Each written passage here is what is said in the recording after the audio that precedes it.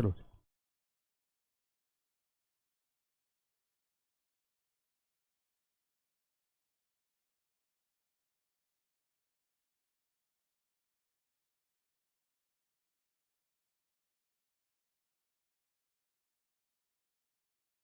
जय हिंद दोस्तों, मैं नवीन शर्मा आप सभी का स्वागत करता हूं। आशा करता हूं आप सब एकदम अच्छे हैं, एकदम बेहतरीन है। एक बार सारे प्यारे दोस्त बताएंगे आप सब कैसे हैं। उम्मीद करूंगा एकदम बेहतरीन होंगे, एकदम शानदार होंगे।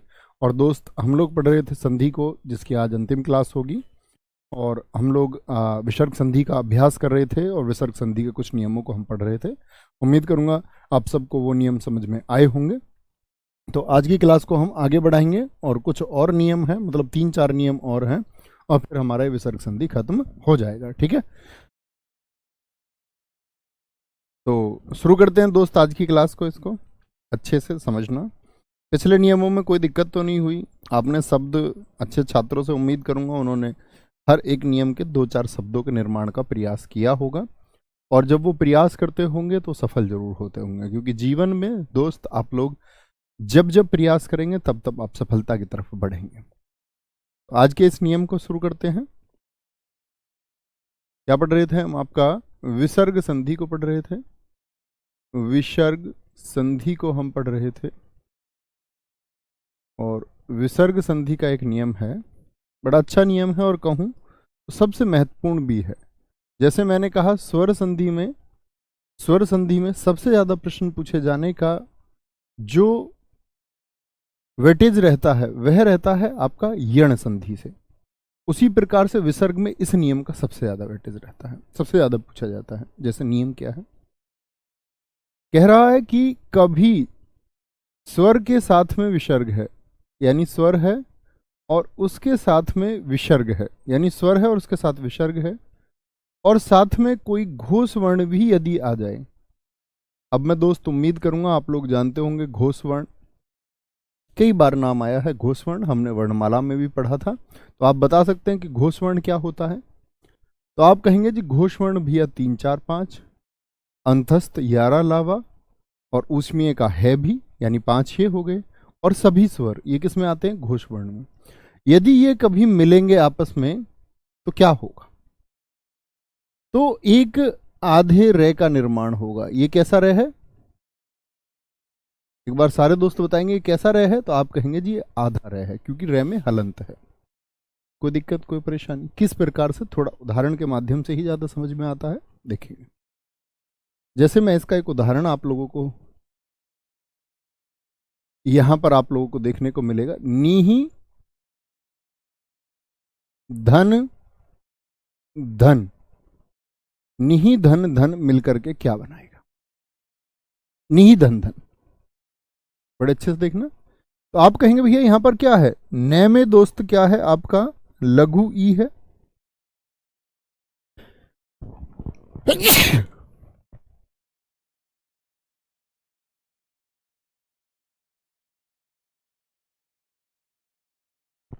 सॉरी, न धन ई है, ठीक है। और यहां पर विसर्ग भी है, यानी स्वर के साथ में विसर्ग भी है, और साथ में तैत है दय। दह तीसरे वर्ग का है कि नहीं है? हाँ जी है। तो मैंने कहा कि कहीं पर भी ई और आपका यानी स्वर और घोष वर्ण मिलेंगे तो एक रे बनेगा, एक रे बनेगा जो आधा होगा। अच्छा मुझे बताइए, आधा रे कहां पर लिखा जाता है? आप कहेंगे जी सिरोरेखा के ऊपर लिखा जाता है आधा रे, ठीक है। आधा रे, कोई दिक्कत, कोई परेशानी? तो क्या बोलेंगे जी? आधा रे ऊपर लिखा जाएगा, इसका मतलब क्या हुआ कि भैया ये तो नी धन हो गया, और जहां पर ये जुड़ रहे थे न और ध के बीच में, यहीं पर रे की एक ध्वनि आनी चाहिए। तो रे की ध्वनि यहां कैसे आ सकती है? और वो भी आधे रे की, तो यहीं से आ सकती है, निर्धन।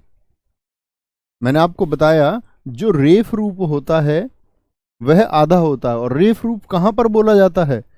जिस व्यंजन पर प्रयोग किया गया है उस व्यंजन से पहले इसकी ध्वनि उच्चारित होती है। जैसे बोलिए कर्म, तो रे यहां ही क्यों? क्योंकि जिस व्यंजन पर यह होता है उससे पहले इसकी ध्वनि उच्चारित होती है। बहुत बढ़िया शुभम पांडे जी, दीपक, साक्षी, वेरी गुड। समझे जी बात को। तो रे की ध्वनि कहां पर पैदा करेंगे ये बात जानते हैं, लेकिन यहां पर एक थोड़ा सा अंतर भी आएगा, उसको ध्यान से देखेंगे तो कोई दिक्कत नहीं होगी। जैसे मैं बोलूं नीहि धन वाह, अभ्यास करिए, नीहि धन वाह। मैं बोलूं दू धन जन, क्या हो जाएगा मिलकर के, दू धन जन को यदि मिलाया जाए, नी धन मल को यदि मिलाया जाए, बड़े चर्चित उदाहरण हैं, अक्सर परीक्षाओं में पूछे जाते हैं।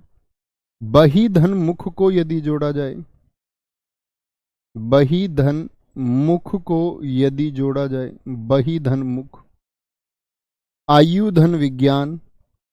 और रे की ध्वनि कहां पर आएगी मित्र, इसमें कोई गलती नहीं करनी है, आयु धन विज्ञान हो गया, ज्योति धन मय हो गया, ज्योति धन मय हो गया, मय, ज्योति धन मय, दुहु धन भाग्य। गुरुजी चाय पीजिए, जुकाम बुखार खांसी से, भाई साहब मुझे 2 छींक आती हैं बचपन से, वो आपकी क्लास में आई, अब खाली मीटिंग के टाइम पे आए, वो कहीं भी आती है, वो आ जाती है, उसके लिए सॉरी, बाकी तबीयत ठीक है एकदम। ज्योति धनमय हो गया आपका, ज्योति धनमय, उसे देख लीजिए। आपका दुहु धन भाग्य लिख सकते हैं, दुहु धन भाग्य, हाँ हो जाएगा बिल्कुल, दुहु धन भाग्य। आप भी लिखिए कोई शब्द और इनको भी बनाते रहिए, और कुछ शब्द लिखने का भी प्रयास कीजिए। दुहु धन गंध हो सकता है, दुहु धन गंध हो सकता है, दुहु धन गंध क्या हो जाएगा, ठीक है। धनु धन विद्या हो जाएगा, धनु धन विद्या क्या हो जाएगा, धनु धन विद्या क्या हो जाएगा। निहि धन अक्षर क्या हो जाएगा, निहि धन अक्षर क्या हो जाएगा, ठीक है, निहि धन अक्षर। निहि धन आधार क्या हो जाएगा, निहि धन आधार, निहि धन आधार क्या हो जाएगा, निहि धन आधार। निहि धन आशा लिख सकते हैं, निहि धन आशा क्या हो जाएगा, आशा, निहि धन आशा, निहि धन आशा हो गया। निहि धन ईक्षण लिख सकते हैं, निहि धन ईक्षण, आप भी करेंगे निहि धन ईक्षण, जब आप सब इंस्पेक्टर बन जाएंगे, उसी काम के लिए आपको नियुक्त किया जा रहा है, निरीक्षण के लिए ही। निहि धन आदर हो जाएगा, निहि धन आदर। निहि धन अपराध हो जाएगा, निहि धन अपराध हो जाएगा, अपराध। निहि धन आकार हो जाएगा, लिख लेंगे उसको भी, निहि धन आकार हो जाएगा, निहि धन आकार, माफ करेंगे, निहि धन आकार।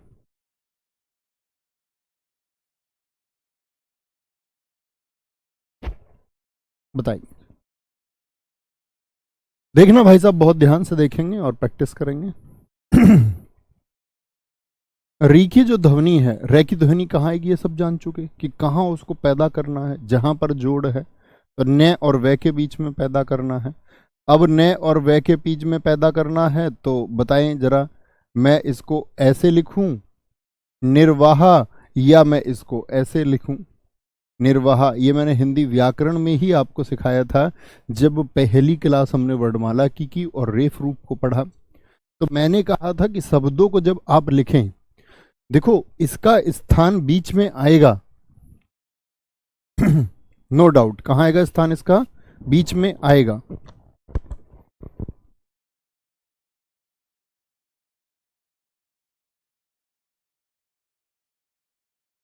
तो मैंने आपसे कहा था इसका स्थान जो है वह बीच में आएगा, लेकिन यदि इसके साथ में स्वर मौजूद है तो फिर कहां पर भेजेंगे भैया, स्वर पर भेजेंगे।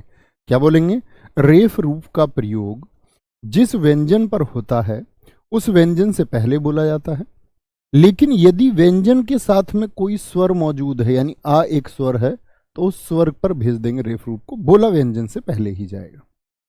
कोई दिक्कत जी? तो बोलेंगे जरा कौन सा ठीक होगा, तो हम कहेंगे बी एकदम से ठीक हो जाएगा। दूधन जन, आप लोगों को बहुत डिस्टर्ब, सॉरी, इसके लिए मैं गर्म पानी पी लेता हूँ थोड़ा।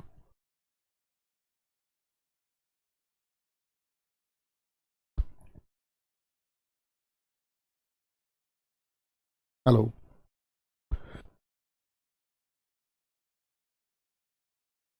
हेलो, अभी आवाज ठीक आई है ना एकदम?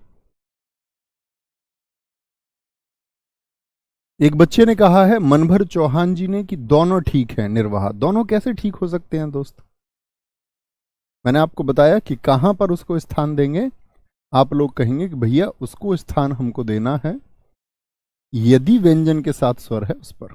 बताएंगे। दुर्जन हो गया, दुर्जन। देखो यहां तक करके दिखाएं आप, इसके बाद में सीखेंगे और विशेष ध्यान देने की जरूरत होगी। निर्मल,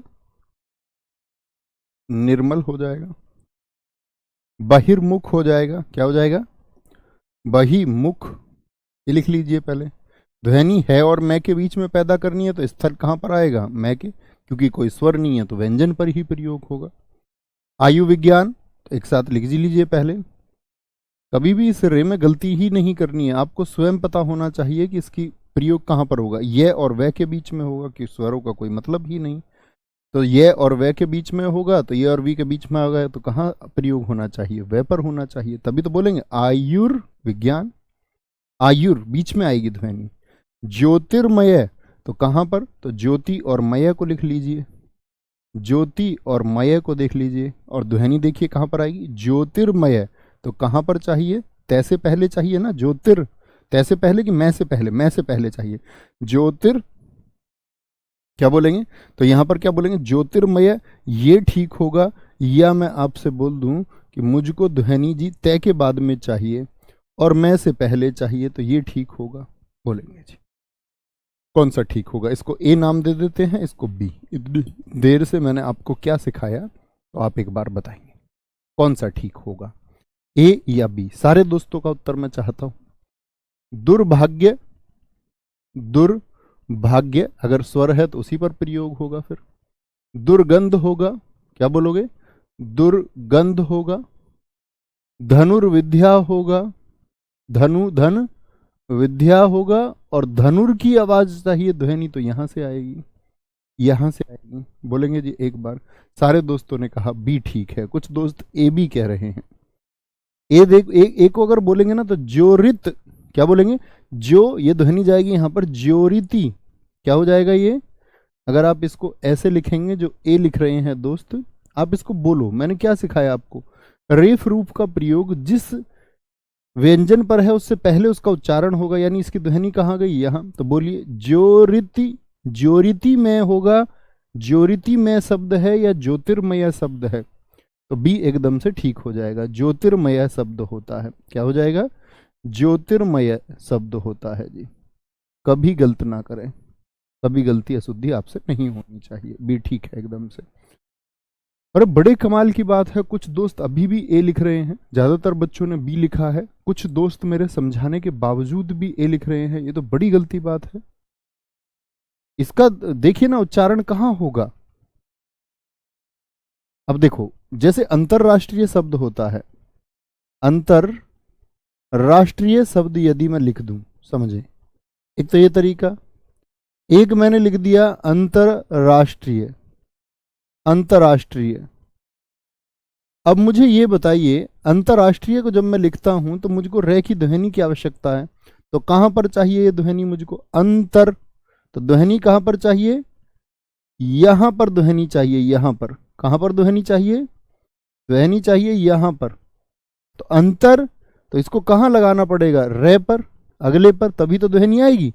लेकिन रे के साथ स्वर है तो भैया आपने बताया कि स्वर पर लगेगा। तो अंतरराष्ट्रीय। इतना कंफ्यूजन नहीं होना चाहिए भाई। सिर्फ इतना है कि जहां पर रेफ रूप है, ठीक है, जहां पर रेफ रूप है उससे पहले बोला जाएगा धर्म। और यदि यदि व्यंजन के साथ में स्वर आ गया है तो बस उसका स्थान उस खड़ी पाई पर चला जाता है, इतना सही है। ओके, गलती नहीं करनी है कभी भी। आगे आएंगे निहिधन अक्षर। अब तक देखिए भाई, अब तक क्या धनुर्विद्या, तो रे कैसा था, आधा। यदि मैं आधे रे को, ये रे कैसा है, आधा है, यदि इस आधे रे को मैं एक स्वर दे दूं तो ये क्या बनाएगा, सारे दोस्त कमेंट सेक्शन में लिखिए। यदि इस आधे रे को मैं एक स्वर प्रदान कर दूं तो मित्र ये क्या बना देगा, क्या निर्मित करके देगा, तो आप कहेंगे भैया ये तो पूर्ण रे हो जाएगा। तो दोस्त यही बात सीखनी है जो इसमें पालन हुआ है। देखो जरा ध्यान से कैसे जी, यहां अभी तक कोई भी आधे रे को स्वर नहीं मिल रहा था जुड़ने के लिए, कि यहां पर आधा रे बना और उसके बाद में उसको गे मिला, तो गे तो उसको नहीं पूर्ण कर सकता। लेकिन जैसे ही यहां पर आधा रे मिला और उसको मिल गया ए जुड़ने के लिए, तो यहां क्या बनना था, नी, और विसर्ग किस में परिवर्तित हो जाता है, विसर्ग हो जाएगा आधे रे में, विसर्ग आधे रे में। तो यहां से आधा रे और साथ में ए मिल गया तो क्या बन जाएगा जरा बताइए, तो रे और ए मिलकर के यहां पर आधा रे नहीं बनेगा, यहां पर पूरा रे बनेगा। समझे, कोई दिक्कत, पूरा रे। सारे दोस्तों ने लिखा, ज्योति, रणविजय, सानू, रवि, बहुत बढ़िया दोस्त, वेरी गुड। रिमझिम जी एकदम ठीक उत्तर है। निहिधन आधार निराधार होगा, क्या होगा, निहिधन आधार निराधार होगा, ठीक है, निराधार होगा। निहिधन आशा क्या हो जाएगा दोस्त, निराशा हो जाएगा, निराशा, निराशा, निहिधन आशा निराशा, क्योंकि अब उसको स्वर मिल गया जुड़ने के लिए। ये क्या बन जाएगा, रा दीर्घी मिली तो क्या बनेगा, निरीक्षण बन जाएगा, निरीक्षण, ठीक है, निरीक्षण। आप भी करेंगे निरीक्षण, इसी बात के लिए आप ज्वाइन होने जा रहे हैं, लेकिन उस निरीक्षण में ज्यादती ना करना। ज्यादती का मतलब लोगों के अंदर पुलिस का जो भय है, जो डर है, वो ना करना। और आप सारी चीजें ग्राउंड पे पहुंच के, मेरी कहने की चीजों से आदमी किसी के स्टेटमेंट को याद नहीं रखता। स्थिति और परिस्थिति के अनुरूप व्यक्ति की कार्य प्रणाली होती है। कल आप कितना भी सोच कर यहाँ जाते हैं, कल आपकी कार्य प्रणाली कैसी होगी विभाग में जाकर के, वह देखने लायक बात होगी।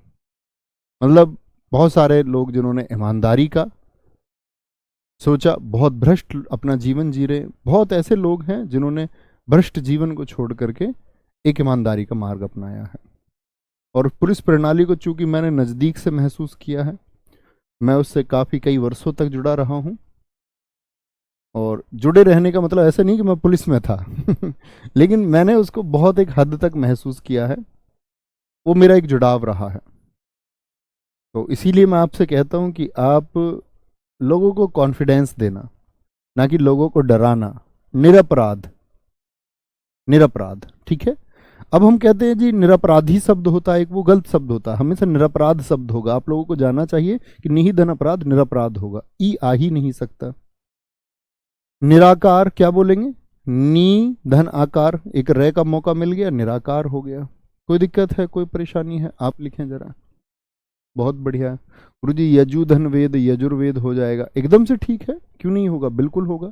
यजुधन वेद यजुर्वेद बिल्कुल हो जाएगा, बहुत बढ़िया, very good very good, note करेंगे एक बार। निराकार Pradeep Yadav ji, UP police constable से कवर हो जाएगा हिंदी इस बैच में, हाँ जी क्यों नहीं होगा। दोनों ही बैच में मैंने ऐसा नहीं पढ़ाया था, यूपी कांस्टेबल के जो दोस्त तैयारी कर रहे थे कि मैं उनको बहका देता, मैंने ऐसा वहाँ भी नहीं पढ़ाया। कि खाकी बैच में हमने हिंदी पढ़ी तो ऐसा नहीं था कि अब जिन दोस्तों ने वहाँ पर हिंदी पढ़ी होगी वो भी यूपीएसआई के लिए एनफ है। बस आप प्रैक्टिस करते रहना, यहाँ पर पीडीएफ वगैरह देखते रहना, कोई बात नहीं। सनी एक आध गलती हो जाती है लेकिन आगे ना करें, है ना, गलत हो गया कोई दिक्कत नहीं, आगे चलें जी। अब आते हैं जिनमें विसर्ग बना रहता है। विसर्ग बना किस किस में रहता है, देखना जरा ध्यान से, नियम लिखेंगे। विसर्ग के बने रहने की स्थिति, यानी विसर्ग हटता ही नहीं है, ना विभाजन पर ना जोड़ पर, विसर्ग के बने रहने की स्थिति, बने रहने की स्थिति क्या है? विसर्ग के बने रहने की स्थिति। और जब हम यूपी कांस्टेबल के सिलेबस को पढ़ रहे थे तो वहाँ भी यूपी कांस्टेबल में बहुत सारे दोस्त ग्रेजुएट होते हैं, तो वहाँ भी उद्देश्य यही था, क्योंकि ये बात तय थी कि यूपीएसआई की भर्ती आगे आएगी, तो उसी उम्मीद से वहाँ पर पढ़ाया कि बच्चों को अलग अलग ना पढ़ना पड़े। क्योंकि आप ये सोचे कि भैया यूपीएसआई के लिए कोई अलग हिंदी होती है, हाँ प्रश्नों का स्तर और साहित्य के प्रश्नों के स्तर में थोड़ा बदलाव मिलता है, लेकिन हम अगर बात करें यूपी कांस्टेबल की तैयारी आप यदि करते हैं उस बैच से बहुत अच्छे से, आपने अगर हिंदी पढ़ी है तो वो 30-32 नंबर का सिलेबस तो लगभग सेम ही है। 5-7-8 प्रश्नों में आपको वेरिएशन देखने को मिलता है पेपर में। बिल्कुल बनेगा बबीता कुमारी जी। विसर्ग के बने रहने की स्थिति क्या क्या है देखें, लिखना। पहली स्थिति है, ये नंबर 1 डाल के लिख लीजिए, कि स्थिति यह है कि विसर्ग के बाद में, विसर्ग के साथ में का, पा, यानी कहीं पर कै है, कहीं पर पै है, और कै हो सकता है, पै हो सकता है, ख है कहीं पर, ख, कै पै, नहीं कै ख लिख लीजिए, कै ख पै फै, ऐसे लिखें तो ज्यादा ठीक है। कै ख पा फा विसर्ग के साथ में कहीं पर है। पहला नियम देखें जरा क्या होगा। जैसे देखना, रजह धन कर्ण, रजह धन कर्ण, तो विसर्ग के साथ में क्या है भैया, तो ये विसर्ग जो है जुड़ने पर भी खत्म नहीं होगा और शब्द ऐसे ही लिखा जाएगा, रज है कण, रज है कण। जैसे आपका प्रातः काल, आप लोगों ने अक्सर कैसा देखा होगा, प्रातः धन काल, क्या होगा जी प्रातः धन काल में, क्या बोलोगे, प्रातः काल, प्रातः काल होगा, क्या होगा, प्रातः काल होगा, प्रातः काल। अधः धन पतन हो गया, अधः धन पे आ गया बाद में, विसर्ग के बाद में, तो क्या हो जाएगा, अधः पतन। इन शब्दों को तो आप सीधे सीधे याद भी कर सकते हैं, और परीक्षाओं में ना के बराबर आज तक मैंने देखा नहीं कि पूछे गए हों। पय धन प्रातः काल के अलावा कुछ नहीं पूछा जाता, फिर भी आप याद करिए। पय धन पान, क्या बोलोगे, पय पान हो जाएगा, पय पान हो जाएगा, ठीक है, पय पान हो गया, पय पान।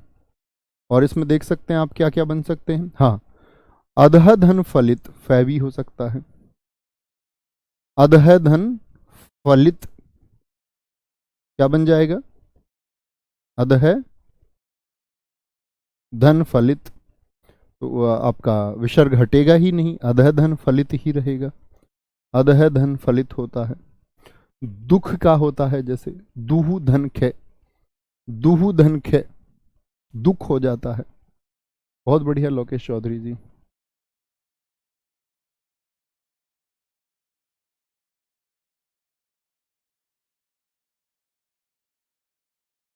Very good very good.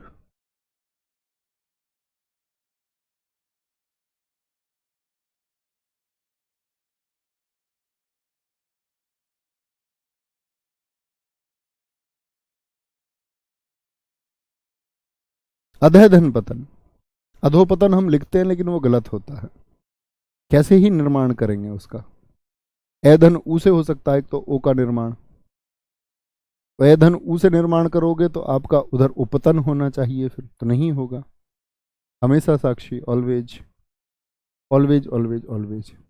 एक स्थिति तो ये हुई, एक स्थिति है आपका, दूसरी स्थिति है आपका कि कहीं पर आपका मान के चलिए कहीं पर आपका विसर्ग है और विसर्ग के साथ में क्या क्या पे आए, एक कहीं पर ई आ जाए, यानी कि ई आ जाए या ए आ जाए, तो भी क्या होगा, विसर्ग बना रहेगा, विसर्ग बना रहेगा। इसके 2 उदाहरण आते हैं आपका, एक आता है यशः, यानी यहाँ ए के साथ होता है कि ए के साथ कोई विसर्ग हो, यशः धन इच्छा, यशः धन इच्छा क्या बन जाएगा आपका, यशः धन इच्छा, तो बदलेगा ही नहीं, यश इच्छा ही रहेगा, यश इच्छा।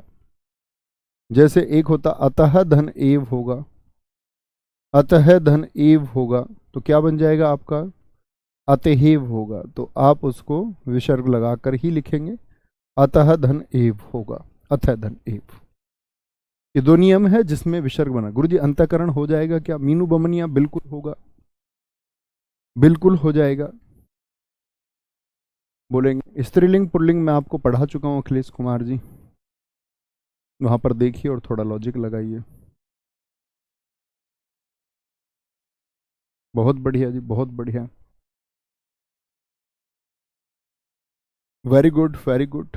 तो समझे बात को क्या मैंने बोला? मैंने बोला आप लोगों से कि कभी भी विसर्ग के साथ में ई और ऊ आए, ये उनकी स्थिति बता रहा हूं मैं, इसको आप क्या बोलेंगे कि जहां पर विसर्ग के बने रहने की स्थिति है। तो ये याद कर लेंगे, कुछ शब्द हैं क्योंकि मूल नियमों से अलावा इनको कई बार अपवाद की दृष्टि में रखा जाता है, कई बार इनको हिंदी भाषा में स्थान नहीं दिया जाता, कई बार इनको अलग से अपवाद की कैटेगरी में जान देते। आप इन कुछ शब्दों को याद कर लेंगे तो ये बाकी नियमों को प्रभावित नहीं करते हैं। नहीं तो आप देखोगे हमने आपका एक आधे से सपेरे का निर्माण भी सीखा, वहां भी यदि क्या होता था आपका, तो क्या होता था, तो नमः धनकार क्या होता था, नमस्कार होता था। तो हमको ये कुछ शब्द याद करने होंगे, ठीक है? बहुत बढ़िया। राजकुमार राजपूत जी, भैया निर्धन आधार होगा। दोस्त हो सकता है, क्यों नहीं हो सकता, उसमें निर में रे को आधा लेना होगा, निर को आधा लेना होगा, ठीक है मित्र? बहुत बढ़िया जी, ठीक है। तो यहीं तक हमारा आपका ये संधि का सिलेबस था। आपके पास आज का कुछ समय बचेगा तो उसमें आप एक रिवीजन कर सकते हैं, और कल हम विषय पढ़ रहे होंगे, आपका मतलब अगला अध्याय शुरू कर रहे होंगे उपसर्ग और प्रत्यय। उपसर्ग और प्रत्यय की तरफ हम चलेंगे। उपसर्ग और प्रत्यय को जैसे ही पढ़ेंगे उसके बाद में हम अव्यय को पढ़ेंगे, अव्यय क्या होता है, और यहाँ पर हमारा ग्रामर का पोर्शन लगभग खत्म हो जाएगा, एक आध दो चीज़ें शायद बचेंगी। फिर हम शब्दों की तरफ चलेंगे, वॉकेब की तरफ, वहाँ हम लोग बहुत विस्तार से समझेंगे शब्दों के अर्थ को, वहाँ हम अतिरिक्त चीज़ें भी जान पाएंगे, ठीक है? तो जरूर पढ़ेंगे इसको, ध्यान से एक बार रिवीजन कर लेना। और अब आप चाहें तो मस्ती कर लें आधे घंटे, और चाहें तो आधे घंटे आप बैठ करके एक बार देख लें कि क्या क्या चीज़ें थी।